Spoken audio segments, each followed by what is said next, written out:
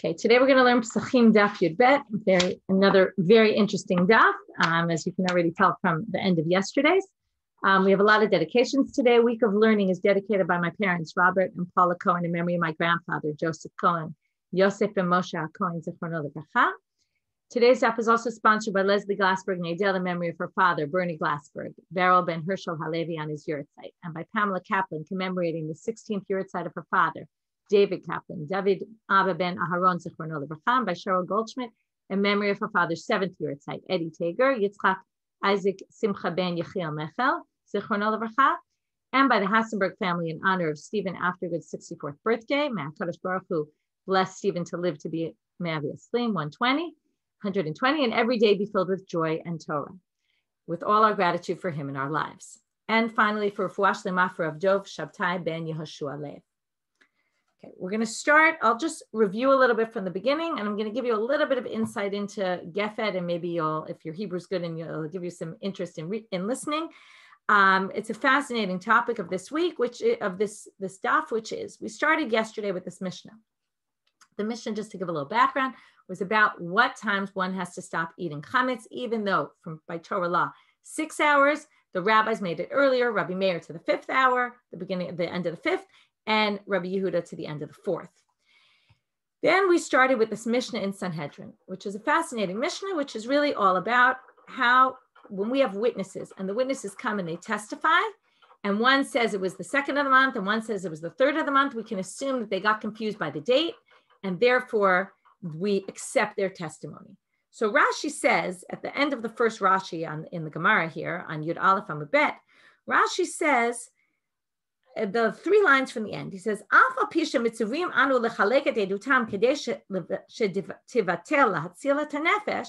even though theoretically, where does this bring us to? This basically brings us to say, you say different things, and yet we're going to accept your testimony, and you're claiming that somebody murdered someone, and then we're going to kill that person. They get capital punishment for it. So are we always trying as hard as we can to avoid capital punishment? So how can we say here, you said the 2nd of the month and you said the 3rd of the month, and yet we're going to consider this one testimony? So Rashi says, but even though theoretically we should, since, again, the assumption is people make these kind of mistakes, we go by the mistakes, and that basically allows us to kill someone, right, for thinking that he murdered someone else. And Rashi basically, almost like he puts his hands up. He says, I understand, this is difficult, basically, but we don't have the power to do it because of these mistakes people make. We're going to basically kill someone. Because of that question, Tosfot basically understands the sugya totally differently. Tosfot says that what's going on here isn't that we're going to kill someone based on this. He says there's this concept in testimony that's called kevan shehigid shuv eino chozer magid. This is a concept that we'll learn in Sanhedrin. Once a witness comes forward and testifies, we can't he can't come later and say, oh, I changed my mind. I say something else. Because what do we assume? What generally happens in that case? Somebody called him and threatened him, and now he wants to change his testimony. So we don't allow that. If you came and you testified in court, you're done. That's it. But here, Tosha basically claims, and it's the obvious question here is, why didn't you just ask him, when did you think Rosh Chodesh was, right? If you asked, let's say one said the 2nd of the month and one said the 3rd of the month, and then you ask them, well, what day did you think Rosh Chodesh was? And then it turns out that either, right, you find out, you get more details. Like, why don't you just be smart and ask them? Why do we just assume that they made a mistake? So Tosfot says, first of all, we do ask them. It's not like we don't ask them. We ask them. And then he says, but what's the issue? The issue is that that's a problem if we start asking them, because we have this concept, kevan shehigid shuv eino chozer magid. He could be reneging on his testimony and just lying at this point and saying, oh yeah, I really thought Rosh Chodesh was this day just so that it would come out, right? So because of that, right, let's say he testified that someone killed someone, and then he wants to basically unmatch his testimony to the other guy, so he'll lie at this point. So that's what we say, because we assume people make mistakes, we accept his testimony to correct his previous testimony, which is totally different understanding, because then it's going to allow us, right? This is what's allowing us for him to clarify his testimony, but not that it's allowing us to say, oh, we're not going to, first of all, not that we're not going to check further into it and try to see really, are they saying the same thing or not? And not that just based on this, right, we're going to just automatically assume that we're going to kill someone. So it's very interesting understanding of the sugya and definitely not seeming to be the pshat of the sugya, the simple reading. Okay, but let's go back to our issue now. So we started with the debate between Rabbi Meir and the rabbis. It would be very helpful if you have the sheet today because there's a lot of things that are charted out to help it make it more clear. So again, we had, if you confuse 2 hours, the machloka between Rabbi Meir and Rabbi Yehuda is specifically about 2 hours and 3 hours versus 5 hours and 7 hours. If you say 5 and 7, then if you say 2 and 3, everyone assumes, right? In that case, if you say 2 and 3, Rabbi Meir says, we cancel their testimony. And Rabbi Yehuda says, Edutan kayemet, right? So we have, second, let's just read it inside. Echad omer b'shte shaot, ve'echad omer b'shalosh shaot, Edutan kayemet. Sorry, if it's 2 and 3, I think I might have written this wrong on the chart. Too bad. Okay. If it's 2 and 3, Edutan kayemet. But if one says shalosh and one says chamesh, then Edutan betela. And Rabbi Yehuda says, Edutan kayemet. Okay, we're going to accept all those testimonies. Okay, but echad omer b'chamesh, v'echad omer b'sheva, then Edutan betela. Oh, I did this right. I think I did something. Yeah, I think I did something wrong on the chart. Anyway, that's the main point, that Rabbi Meir accepts 2 and 3 and 5 and 2 and 3, Edutan kayemet, but 3 and 5, then we're going to assume Edutan betela. People don't confuse 3 and 5. Oh, I did do it on the chart. Okay. What happened was today I cut some of the chart off. I think I cut a little too much. But the truth is that's the main thing. The difference between shalosh and chamesh, that's the part I left on. Difference between shalosh and chamesh, Rabbi Meir says that's canceled. We don't assume people err in that way. And Rabbi Yehuda says Edutan kayemet. Okay, the chart is right. Sorry, I just got confused for a minute. Okay, so now, Abaye had said the first reading of Abaye was, really, Rabbi Meir doesn't think people make mistakes at all. And it's just a matter that if you said 2 and 3, we assume you actually were talking about the exact same time. 2 meant end of 2, which means, let's say, 2:59 and 59 seconds. 3 meant beginning of 3, again, not 2:59. It would have to be, right, 2 hours into the day would be 8:59.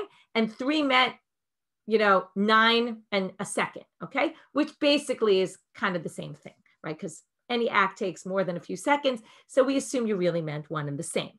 And there's no mistakes made. Whereas Rabbi Yehuda says, no, we assume people make mistakes. How much of a mistake? Half an hour. So the event happened 4.5 hours into the day. The one who said, again, he's going to say chamesh and sheva is okay. So the one who said, 3 and 5 is okay. The one who said 3 really meant end of 3, which was beginning of 4, which is half an hour off. And one who said 5 meant beginning of 5, which meant half an hour off from 4.5. Okay, that's the first reading. Now we're going to start 5 lines from the bottom of Yud Aleph Amud Bet. Some people say Amar Abaye, that Abaye really said like this.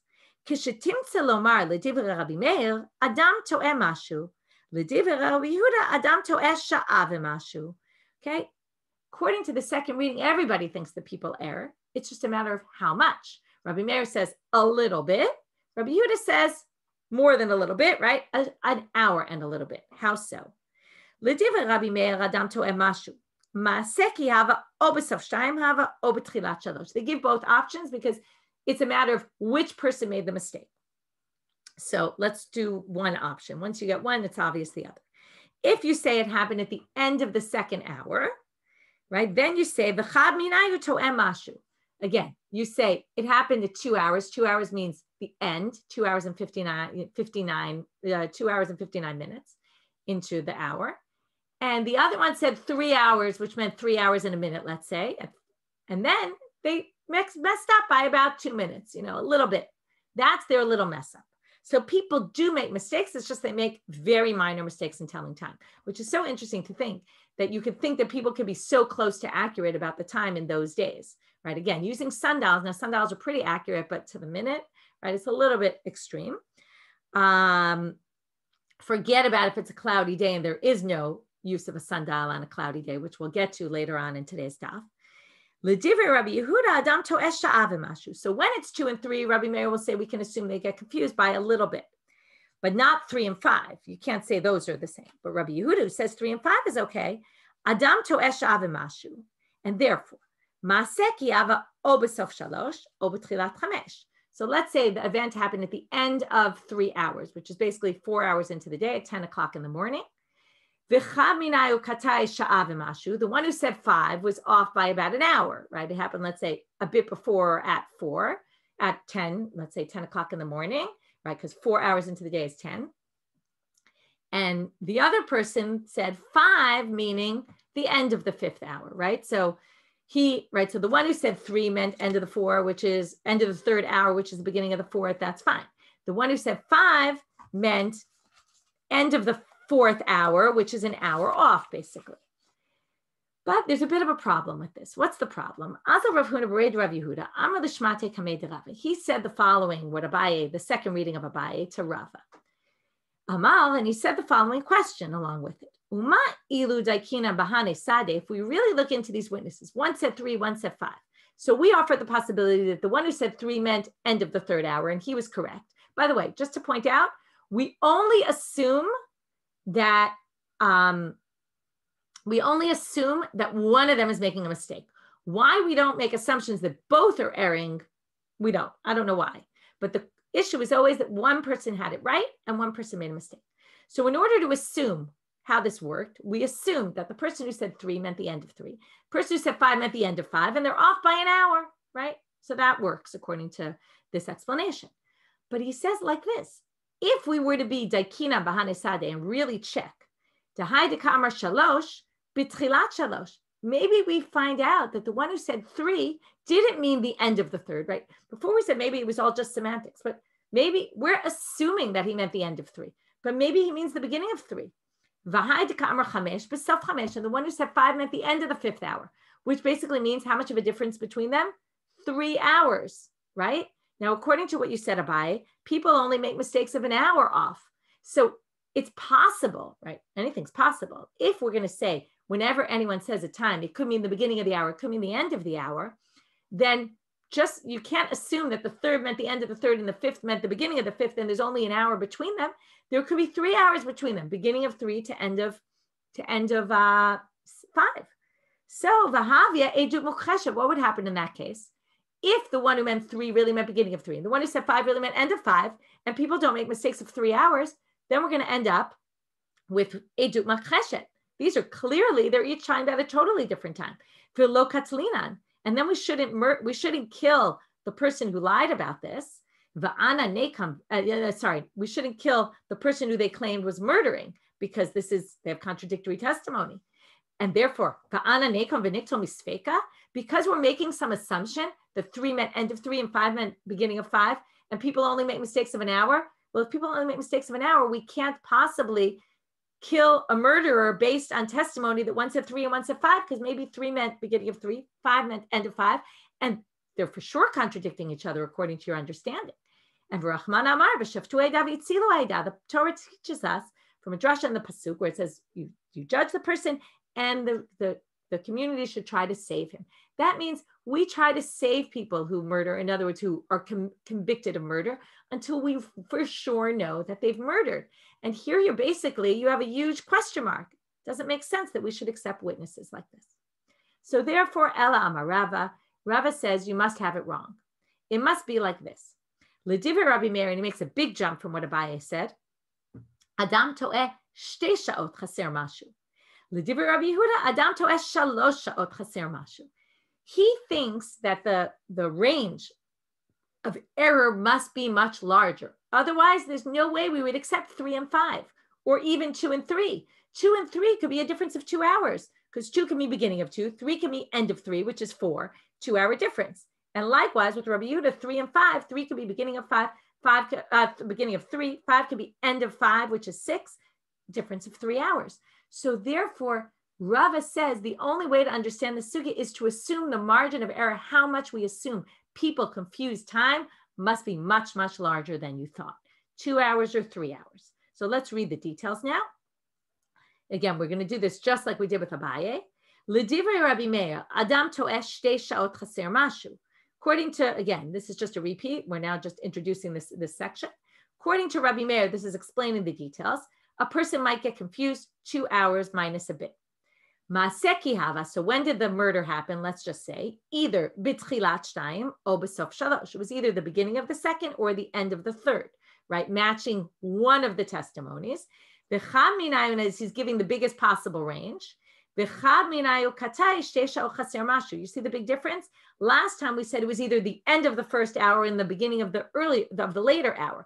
This is saying the opposite to get the biggest range. The beginning of the first guy's hour and the end of the second guy's hour, which would give us the biggest range.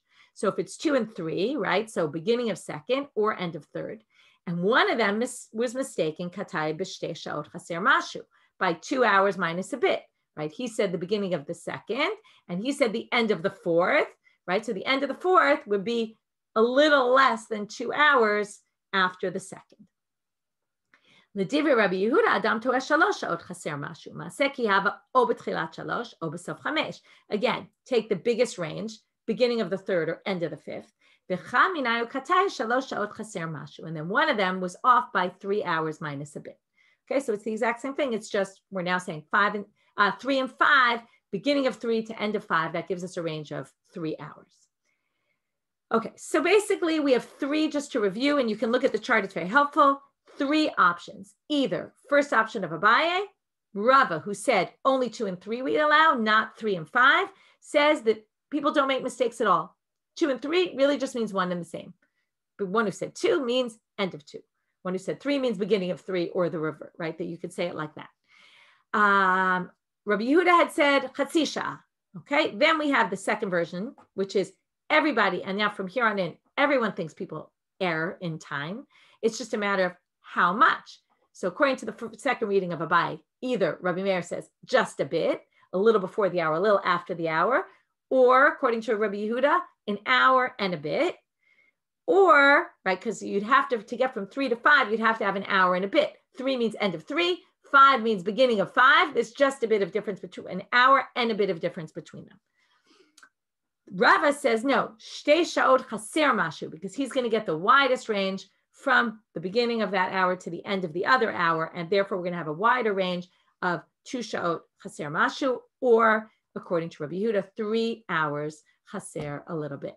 So that's how we get to all different possibilities about how much one would err in time. It's fascinating to think what a big difference between the two of them is in terms of how much people might confuse time.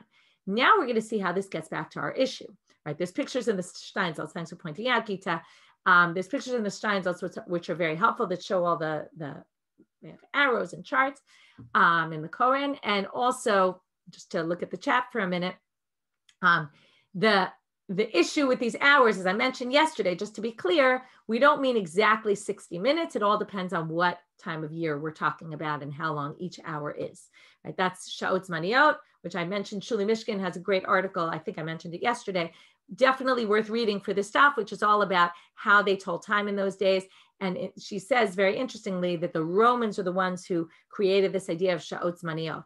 That, we think it's always seems like such a Jewish concept, but it's because that's how the Romans measured time, from sunrise to sunset, split the day into 12 equal parts. Okay, so, and again, as I mentioned, this is exactly what Adina, what you're pointing out, is this issue about finding someone guilty. And that's why Tosfot explains the sugya totally differently, because Tosfot can't imagine that we're basically accepting this testimony to convict someone. So he understands it very differently, because that issue is exactly what he's struggling with. Okay, to move on now. So how does this all connect with our Mishnah? Oh, sorry, we're not yet at our Mishnah. First, we're going to quote the next section in the Mishnah there in Sanhedrin. So now in Sanhedrin, it says, I actually forgot to check if it's the next section or it's just another section in Sanhedrin. Let me just take a quick look. So this is a sugya on Daf Mem, and then here this sugya is, it's also right there. So Tznan, Hayu bodkino to b'sheva chakirot. When witnesses came to court, they would ask 7 questions. Now, the chakirot are the central questions. Bidikot are checks that are less minor. They're more minor questions. Okay, like for example, we'll see what the chakirot are. They don't describe the bidikot here, but from what I recall, it's like what color shirt was he wearing? Like, let's say someone said he was wearing a white shirt and someone said he was wearing a red shirt. Would that mess up your testimony?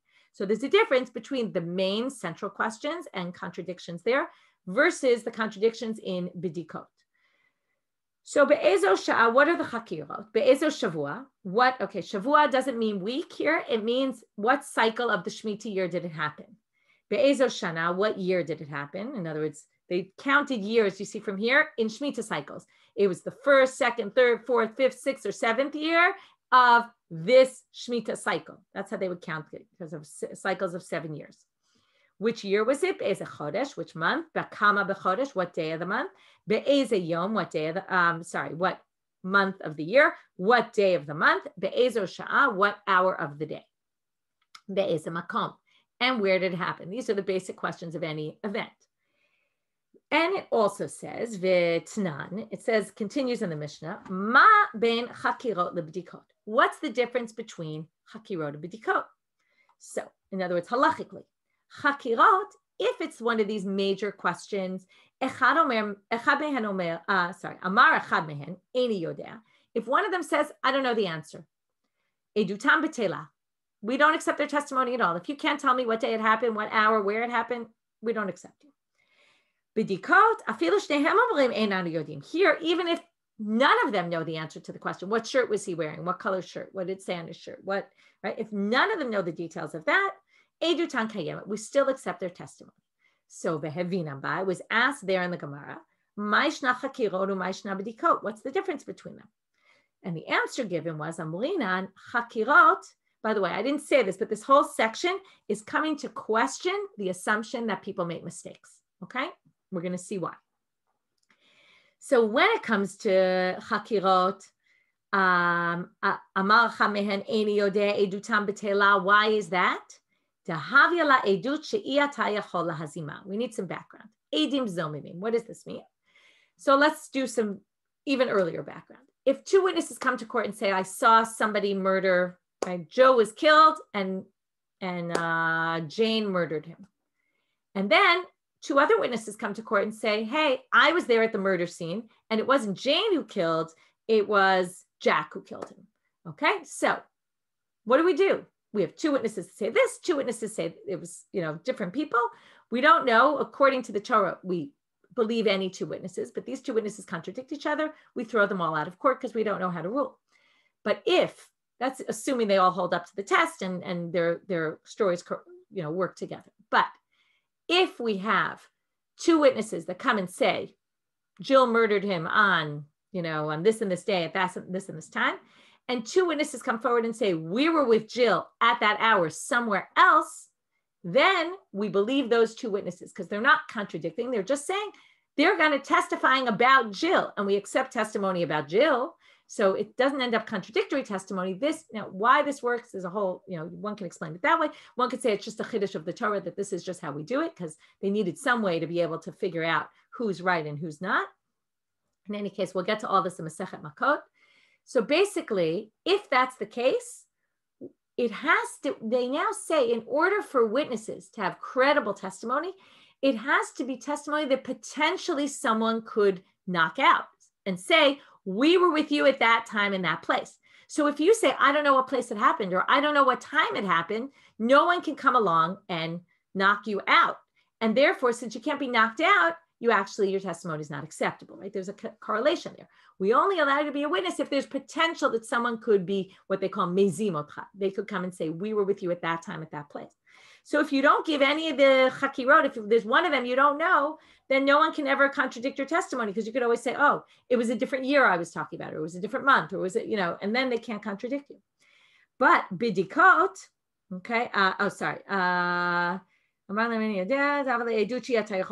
bidikot, we're on the third wide line.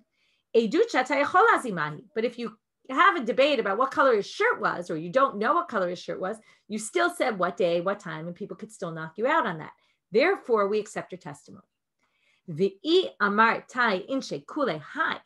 if we say that people make mistakes of time, then if I say it happened at 9, and let's go with the most extreme, according to Rava, according to Rabbi Yehuda, I can make 3-hour difference. And you say, but I was with you at 9 o'clock in the morning in some other place. So we could assume I was actually meant 12 o'clock and not 9 o'clock. And therefore, maybe you can't knock me out ever. There's never going to be Eidut Hazama if the whole thing of Eidut Hazama is we were with you at that time. If I could say, oh, it was a mistake, I was really 3 hours off. Follow? So therefore, so you can't Amre mate kataina, right? You could say, oh, I made a mistake. That wasn't really what I meant. When they come forward and say 9, I say, oh, I really meant 12. And we would accept it because we assume people make mistakes. So what do they answer? Very interesting answer in light of when we learn Eidim Zomim, you'll be surprised because every time they always say it's, we were with you at this and this hour. Well, diavina le kule tautayu. It must be in order to be lahazim, in order to knock me out, they'd have to say we were with you for the whole range. Now, how much is this range? Okay, so the Rabbi Meir, yahavinan lehu. Now, assuming we're going with Rava's explanation with the 2 hours chaser mashu. Yahavinan lehu. Mitchilat sha'a rishona ad sof chamesh. You basically get from the first hour to the 5th hour because people can make, in other words, what would happen? The Eidim Zomim would have to come and say, if I said it happened 3 hours into the day, the Eidim Zomim would have to come and say, well, we were with you from the first hour into the day all the way until the 5th because there's a range of error, margin of error. Ubedinu denetavlu meikar tfei, and even theoretically, since we already say people make mistakes 2 hours, chaser mashu, theoretically, maybe they could even make a little more of a mistake, and theoretically, it should be even able to start from before, okay, even more than the first hour. But we don't say that because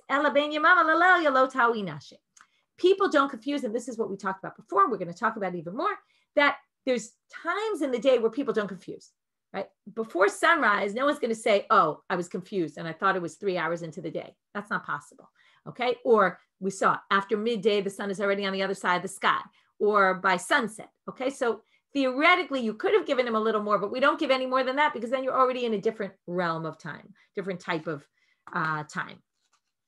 Well, the Rabbi Yehuda, since he says 3 hours, Yavina le mitchilat sha'ar rishona ad sof shishit. He gets 6 hours, 3 hours this way, 3 hours that way.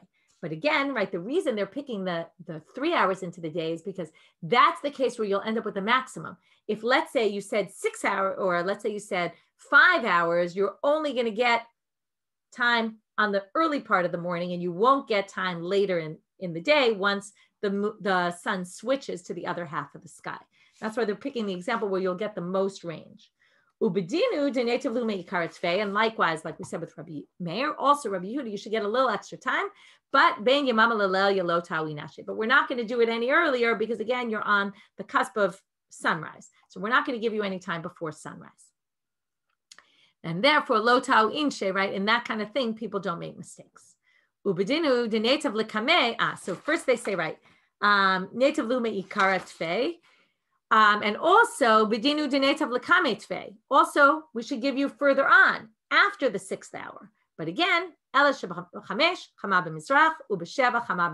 just like we said before when we quoted the Mishnah Sanhedrin, between 5 and 7, people don't get confused, right? Once it's afternoon, they're not going to get confused, so you don't get any more on that end. Okay, so everybody follows. We have these 3 explanations, Abai and Rava. Let's just review one last time, okay? And if you look at the second side of the sheet, the chart will very much help this next section because we're going to basically take our Mishnah and try to match it up to the 3 opinions, 2 of Abai, 1 of Rava. So I'll just quickly review. Again, Rabbi Meir, according to Abaye, says people don't make mistakes. It's just 2 and 3 really mean one and the same thing. According to the second reading of Abaye, you're toeh mashehu. It's just a little bit of an error. And according to Rava, it's 2 and minus a bit. According to Rabbi Yehuda, the first reading of Abaye is Chatzi Sha'ah, half an hour people mistake. The second is Sha'ah and a bit, an hour and a bit. And the third is 3 hours. Okay, so now we want to take Rabbi Yehuda and Rabbi Meir here and compare it to Rabbi Yehuda and Rabbi Meir in our Mishnah. What's our Mishnah all about? Why is this connected? Our Mishnah is all about when do people make mistakes and what kind of issues will somebody make a mistake. So, Tanan, Rabbi Meir Omer, Ochlim kol chamesh v'sofrim b'tchilat shesh. Even though theoretically you can eat chametz until 6 hours into the day, the end of the 6th hour, basically noon, the Rabbi Meir said you can only eat till the end of the 5th hour. He gives 1 hour of it, right? 1 hour earlier, and then sofrim b'tchilat shesh, we burn in the beginning of the 6th. The Rabbi Yehuda Omer, Ochlim kol arba, you can eat only 4 hours into the day. V'tolim kol chamesh, the 5th hour, you don't do anything. You don't have to burn it yet, but you also can't eat. This is what we actually do. And then you burn by the beginning of the fifth, by the beginning of the sixth. L'Abaye aliba de Rabbi Meir da'amar ein adam to'ev lo klum. So now we're going to go one by one. Abaye says, if you say people don't make mistakes at all, then what's the problem? Here it seems like Rabbi Meir is concerned that people make mistakes. So he said, instead of noon, I'm going to make it earlier, an hour earlier. But according to Abaye, the first reading, Rabbi Meir doesn't think people err at all. So nechol kulishit, you should be able to eat the whole sixth hour. Ulahachlish nedamar adam to'emashu, and to the opinion that says that people make a little bit of a mistake. So what should Rabbi Meir say? If people are off by a few minutes, so nechol ad sof shit, we should allow people to eat until close to the end of the sixth hour, and not till the beginning of the sixth hour. Abaye aliba de Rabbi Yehuda. We're going to go through all the questions on Abaye first. So now let's move over to Rabbi Yehuda. According to Rabbi Yehuda, Damal adam to'eh chatzi sha'ah. So if it's a half hour, people err. Nechol ab palga deshit. You should allow people to eat till the middle of the sixth hour. And he says only the beginning. You have till the end of the fourth hour, beginning of the fifth. Ulahachlish shenami damart adam to'eh sha'ah v'mashu. And if you hold it's an hour and a bit, again, nechol ad sof chamishi. You should end at the end of the fifth hour, not the end of the fourth hour. So nothing matches up, basically. So how can we explain this? So here's a really fascinating line. Amar Abaye, and I would call it an elitist line a little bit. Amar Abaye, edut mesura lizrizim, chametz lakol masul. Says, okay, wait a minute. Edim, okay, when we talk about edut, who comes to court? Only intelligent people, people who don't make so many mistakes. They err a little bit, but they're very careful. Okay, why would this be? It seems strange. Wouldn't you think anyone who sees a murder? Not really, because if you see a murder, let's say, and you want to come to court, you know that they're going to start questioning you, grilling you with questions and things, and did you this, did you that? If you're not the most intelligent person, you're not going to really bother because you don't want to be quizzed and grilled. And therefore, we're going to assume that the people who show up to court are at a different level in terms of, now this is interesting, right? If you're, again, it's not clear by what he judges this, whether he means, right, so it's a good question. I was just about to ask this, Sarah. Are they intelligent or careful, right? So maybe it's an issue that you know when you come to court, you have to be very careful. But I think it's more of a general idea about the types of people and whether you call them intelligent or I'm not sure exactly what category you put them into, but basically there's this distinction between, and we've seen this before with Aretz and Chaver, and they talk about bor and unintelligent person. This comes up in the Gemara a lot where they treat people a little bit differently. And therefore they assume that if you're going to come to court, right, if you call it educated, again, what term you put on what he's not clear about it. But he does use the word zrizim, which means careful. But I think he means something more than just careful. That's people who, right, they know they're coming to court, and maybe again, they know they're coming to court, they're going to be extra careful. Maybe it really is just careful. They know if they're coming to court, they have to pay attention. What did they see? When did they see it? They're going to pay extra attention. But when it comes to chametz, this is something that's for the amcha, for everybody. And when it comes to everybody, we have to worry that people will make mistakes. And therefore, we're going to basically, again, what's the issue now? We're going to be more strict with the law. It's also a difference in what we, where we go with this. But because they're two totally different things. One is, do we say these witnesses contradict? And the other is, should we add extra stringencies to make sure they don't do it? And that could have been another direction. But and that goes back to Adina, your question, and what I mentioned in the beginning of class, which is we're going to cause someone to be killed based on this margin of error. We might want to minimize the margin of error here so as not to kill the person who is possibly the murderer based on possible contradictory testimony. That would have been another possible direction, but the Gemara doesn't go there. So Abaye says, Edut basically is certain type of people there. So already, once we have this, first we start with a debate, how much are people likely to err? Now all of a sudden we start saying, well, some people are more likely to err than other people. And therefore, when it comes to Edut, we're going to say smaller margin of error. When it comes to chametz, we're going to give a bigger margin of error and basically be more stringent with the law so that people don't accidentally confuse. That's Abaye's approach. Rava doesn't agree with this approach, which is interesting. Could be also, first of all, Abaye and Rava had very different personalities, and their way of paskening was also different. Abaye much more is into absolute truth, and Rav is much more into harmonious. And it makes sense that Abaye would have a bit of a more elitist attitude than Rava would in terms of other things we see about them. But Rava, Aliba de Rabbi Meir, okay, so now let's go to Rava. So this was all to question Abaye, and therefore we got to an answer. Abaye gives that answer. The Rava, Aliba de Rabbi Meir, Damar. So let's go through Rava now. So again, if you look at the chart, it's a little easier. What did he say? According to Rabbi Meir, Adam to'esh shtei sha'ot chaser mashu. So if it's 2 hours, then when should you forbid chametz? According to Rabbi Meir, mitchilat chamishi lo necha.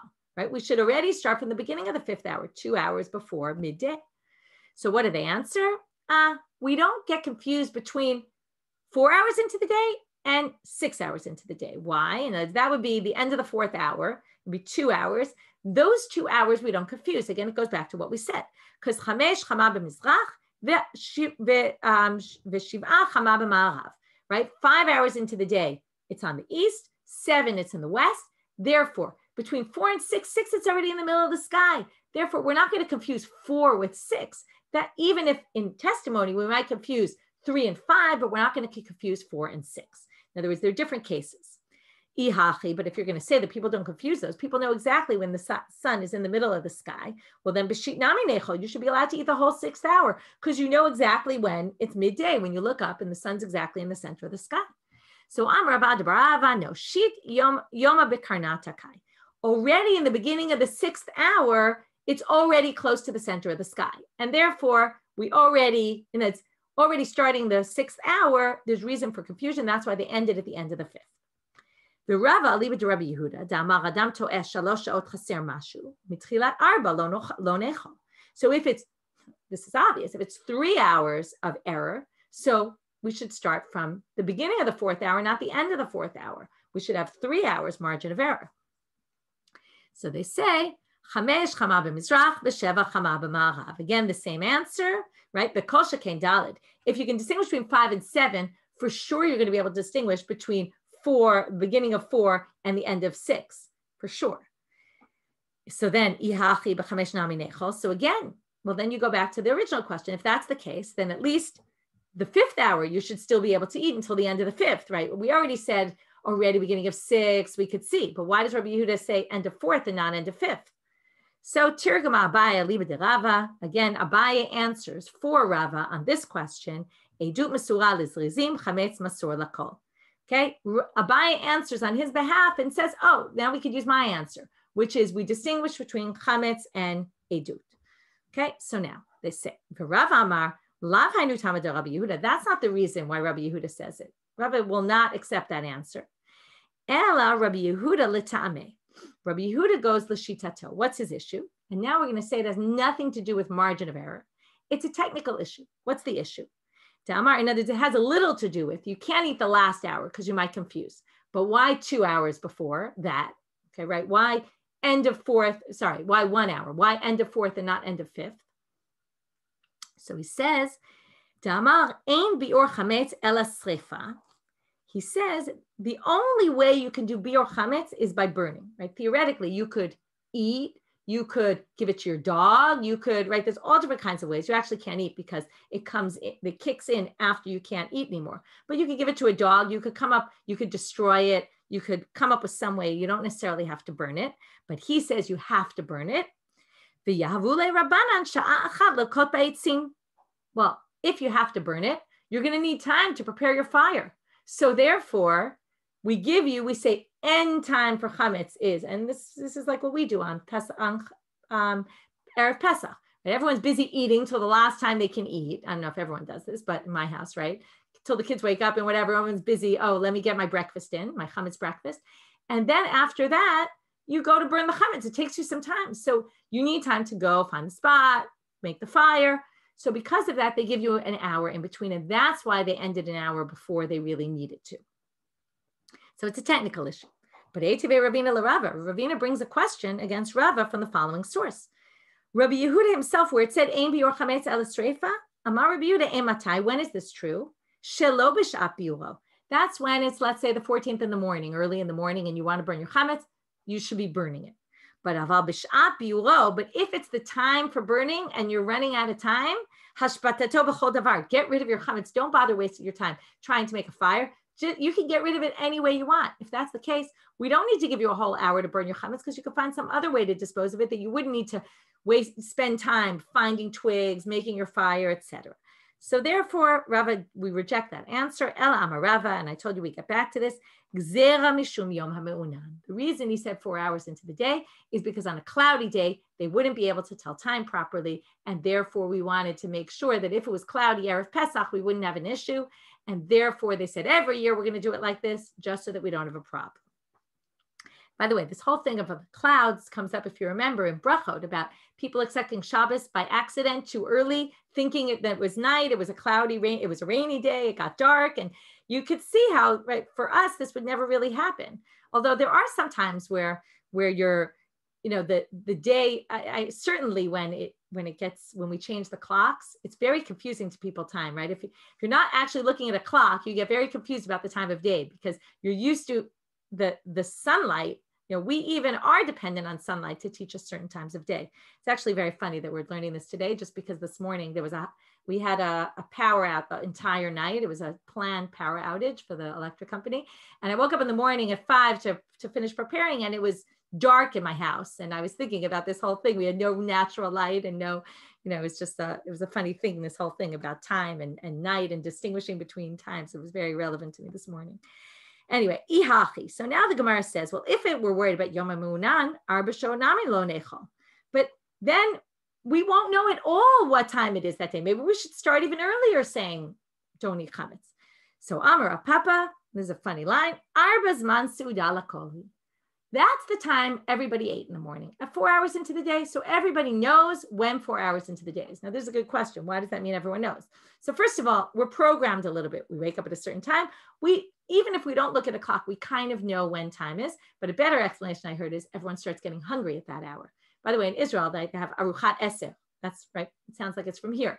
Right? At 10 o'clock, everybody ate then also. So they say at 10 o'clock, people start getting hungry, so they know. And now we're going to see the source for this. And we mentioned this when we were in Masechet Brachot. Tanu Rabbanan sha'ari shona ma'achal ludim. The cannibals ate at the first hour of the day because they were famished and they would eat, right? They're obviously famished, otherwise why would they eat humans? And therefore they ate the first hour of the day.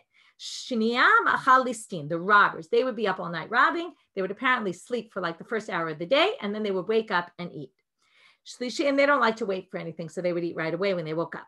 Shlishim machal yorshim, the people who inherit lots of property, they don't have to work so hard, so they already eat the third hour of the day.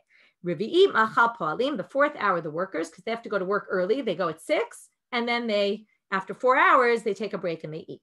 Chamishim machal tamidei chachamim, the people learning, they wanted to learn longer, so they stopped at 5 hours into the day. And shishim machal kol adam, everyone else ate at 6. Rav Papa, but wait, didn't Rav Papa say Revi eats mansuda lakoli? Doesn't everyone eat at 4 hours into the day? So they say, okay, Eli ipuch. Switch around this. Brighter, Revi eat machal kol adam, chamishit machal poalim, shishit machal tamidei chachamim.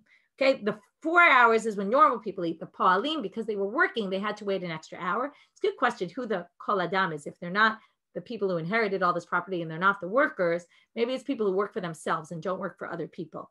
Like people who work for other people have to push it off an hour because they can't really take a break so early. And shishit ma'achal tamidei chachamim, just to remind you, people ate 2 meals a day. This morning meal and then one at nighttime when they got home from work. Then it says, very interestingly, mikam va'elech, if you eat any later and you don't eat in the morning, kizorek even lechemet. It's like you throw a rock into a flask or something like that. What happens when you do that? So there's different interpretations, but let's go with the one, if there's water in there and you throw a rock and it makes the water level rise, but it actually doesn't mean there's any more water in there because it's just because of the rock. If you put food into your body, it's nice you put food into your body, but you're not really doing anything, meaning breakfast is the most important meal of the day. It's like the rabbi's way of saying what many people say.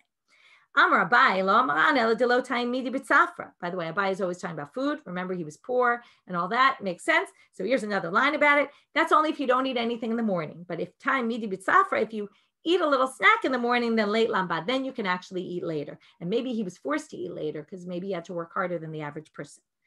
Okay, last line for today. Amar Rav Ashi ki machloket be'edut kach machloket bechametz. Just like we saw the machloket in witnesses, it's the same for chametz. So the Gemara says, Pshita, what do you mean? Hayuhafta Amrina. We already made this comparison. Why are you making this comparison? Halo Kashya, Shinuye Deshaninan Shinuyehu. Sorry, not Halo Kashya, I read that wrong.